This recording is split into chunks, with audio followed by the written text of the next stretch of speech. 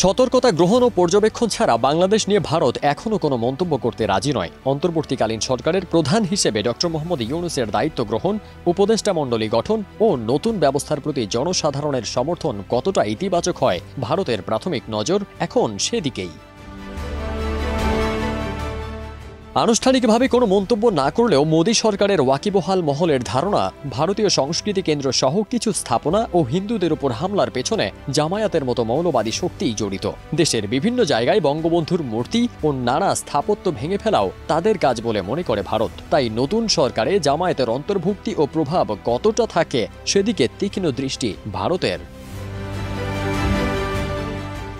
নতুন রাজনৈতিক পরিসরে জামায়াতের উত্থান গণতান্ত্রিক বাংলাদেশের পক্ষেও চিন্তার কারণ হয়ে দাঁড়াবে বলে মনে করে ভারত। এই বিপ্লবের প্রধান কাণ্ডারি নতুন প্রজন্ম এবং অন্তর্বর্তীকালীন সরকার বিষয়টি কিভাবে দেখছে এবং আগামী দিনে কিভাবেই বা দেখবে তার উপর ভারতের সতর্ক দৃষ্টি রয়েছে। সে কারণেই মোদীর নেতৃত্বাধীন ভারত সরকার নজর রাখছে অধ্যাপক ডক্টর ইউনূসের উপদেষ্টা মণ্ডলীতে কারা আসেন তার উপর। অন্তর্বর্তীকালীন প্রশাসক হিসেবে ডক্টর ইউনূসের গ্রহণযোগ্যতা ভারতকে আশ্বস্ত করেছে। বাংলাদেশের গণমাধ্যমগুলোর তথ্য মতে উপদেষ্টা মণ্ডলীর গঠন নিয়ে বিএনপি, জামায়াত, ছাত্র সমন্বয়ক ও সুশীল সমাজের মতপার্থক্য রয়েছে। এ বিষয়ে সেনাবাহিনীর মতামতও স্পষ্ট নয়। ইউনূস দেশে ফিরে কিভাবে এর সমাধান করেন সেদিকে দৃষ্টি রাখবে ভারত। মোদী সরকারের অনেকের ধারণা, বৈষম্য বিরোধী আন্দোলনের উত্তাল পরিস্থিতিতে সেনাবাহিনী আন্দোলনকারীদের কাছে অপ্রিয় হতে চায়নি। হয়তো দীর্ঘদিনের ক্ষোভ উগড়ে জনতাকে শান্ত করাই ছিল তাদের উদ্দেশ্য।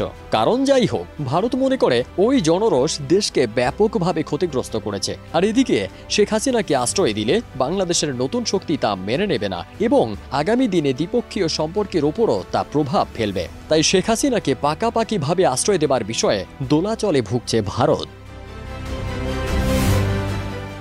দীর্ঘদিনের সম্পর্কের খাতিরে অন্যদিকে আবার শেখ হাসিনাকে অনিশ্চিত জীবনের দিকে ঠেলেও দিতে পারছে না ভারত। এ কারণেই হয়তো পররাষ্ট্রমন্ত্রী জয়শঙ্কর সর্বদলীয় নেতাদের বলেছেন, হাসিনা সাময়িকভাবে এদেশে থাকবেন, স্থায়ী রাজনৈতিক আশ্রয় নির্দিষ্ট হয়ে গেলে তিনি চলে যাবেন।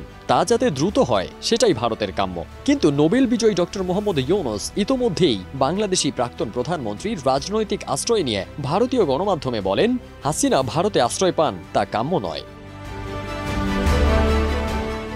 15 বছর ধরে চলে আসা বাংলাদেশ ও ভারতের সম্পর্কের গতিপথ আগামী দিনে কেমন হবে এখনও তা অজানা। ফারদিন সানি, দেশ রূপান্তর।